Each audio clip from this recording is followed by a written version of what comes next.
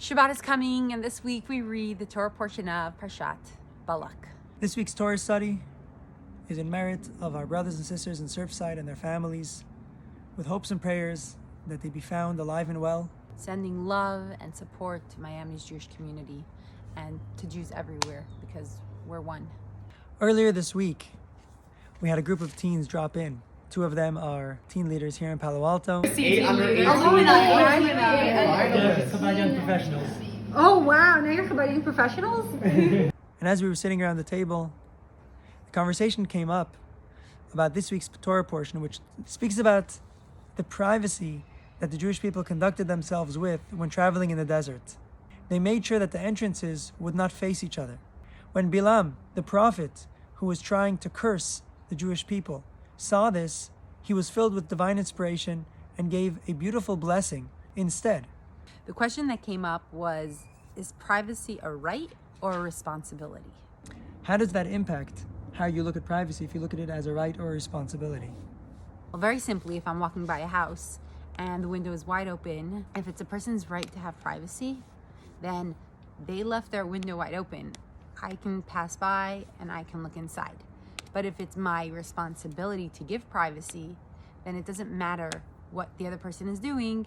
It wouldn't be private if I looked into another person's property. Our responsibility is to keep walking and not look into another person's space. And that's even in a public space. If it's a responsibility, it doesn't matter where you are. For example, our sages say, Al tishtadel lirato b'shat kalkalato. If the person fell, a person hurt themselves, they're in a situation where it's your responsibility to give them that privacy. If they need help, you help them. But if they don't need help, give them that privacy. You don't, just because it's in a public space doesn't mean you have to look. It's interesting in general to explore this topic of rights and responsibilities. You might be in an environment or circumstance where you can't really ensure that people uphold your rights.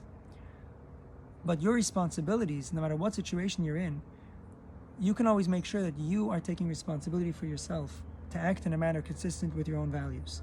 Makes me think of something really sweet that Mariasha shared with me earlier this week when she came home from camp.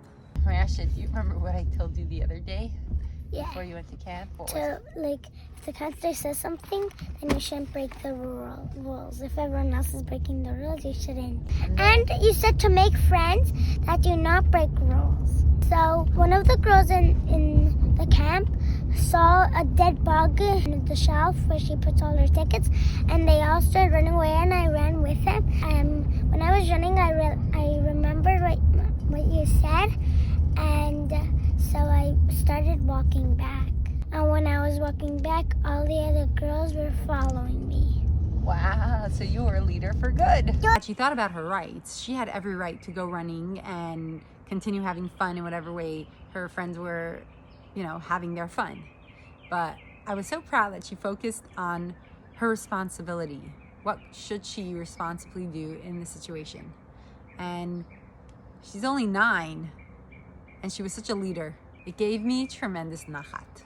The Rebbe points out something very inspiring. This little responsibility that they took, it seems like a little thing. When they pitched their tent, they made sure that from the doorway of their tent, they wouldn't be able to see into another person's tent. And this is even a temporary situation. It wasn't even a permanent situation. This little thing, this little responsibility, the sensitivity to another person's privacy, transformed Bilam's curse into a tremendous blessing, which till today we say in our prayers every single day. Have a wonderful, peaceful, and restful Shabbat. Shabbat Shalom.